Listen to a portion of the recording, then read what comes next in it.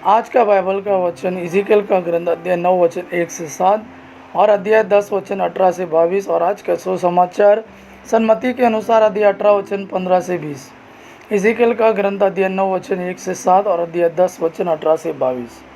मैंने प्रभु को ऊंचे स्वर से यह कहते सुना, जो नगर को दंड देने के लिए नियुक्त है वे विनाश के शस्त्र हाथ में लिए निकट आ रहे हैं।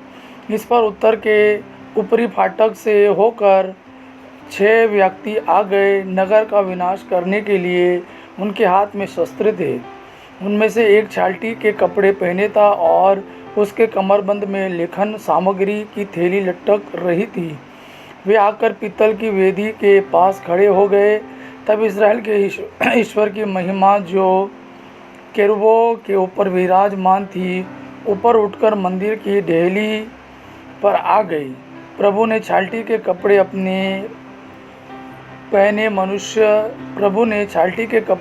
मनुष्य से, जिसके कमरबंद से लेखन सामग्री की थैली लटक रही थी, कहा, नगर के आर पार जाओ, सारे यरूशलेम में घूमकर उन लोगों का पता लगाओ जो वहाँ हो रहे कर्मों के कारण रोते और विलाप करते हैं, और उनके मस्तक पर ताव अक्षर का चिन्ह अंकित करो। मैंने उसे दूसरों से यह कहते सुना, इसके पीछे पीछे चलो और सभी निवासियों को दया किए बिना मारो, कोई बचने ना पाए।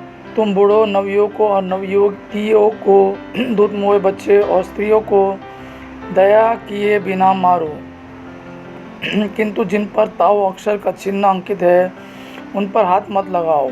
मंदिर से शुरू करो। उन्होंने पहले मंदिर के सामने के बूढ़ों को मार डाला। तब उसने उनसे कहा, मंदिर को अपवित्र करो और प्रांगण को लाशों से भर दो। इसके बाद नगर जाकर लोगों का वध कर दो। तब प्रभु की महिमा मंदिर की देहली से उठकर केरूबों पर उतरी।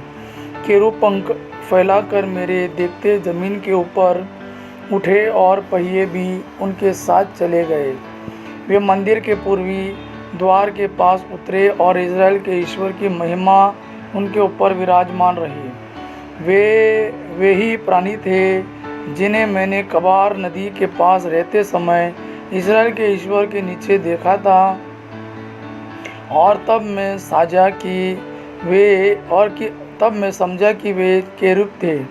प्रत्येक के 4 मुख और प्रत्येक के 4 पंख थे, और उनके पंखों के नीचे मनुष्य के जैसे हाथ थे। उनके मुख की वही आकृति थी जिसे मैंने कबार के पास देखा था, और प्रत्येक अपने सामने सीधे आगे बढ़ता जा रहा था। आज का सुसमाचार सन्मति के अनुसार अध्याय 18 वचन 15 से 20। यीशु ने अपने शिष्यों से कहा, यदि तुम्हारा भाई कोई अपराध करता है तो जाकर उसे अकेले में समझाओ। यदि वह तुम्हारी बात मान जाता है तो तुमने अपने भाई को बचा लिया।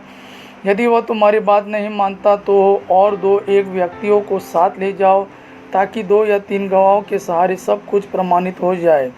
यदि वह उनकी भी नहीं सुनता तो कलीसिया को बता दो, और यदि वह कलीसिया की भी नहीं सुनता तो उसे गैरविरोधी और नाकेदार जैसा समझो। मैं तुमसे कह देता हूँ, तुम लोग पृथ्वी पर जिसका निषेध करोगे स्वर्ग में भी उसका निषेध रहेगा, और पृथ्वी पर जिसकी अनुमति दोगे स्वर्ग में भी उसकी अनुमति रहेगी। मैं तुमसे यह भी कह देता हूँ, यदि पृथ्वी पर तुम लोगों में से 2 व्यक्ति एकमत होकर कुछ भी मांगेंगे तो वह उन्हें मेरे स्वर्गिक पिता की ओर से निश्चय ही मिलेगा।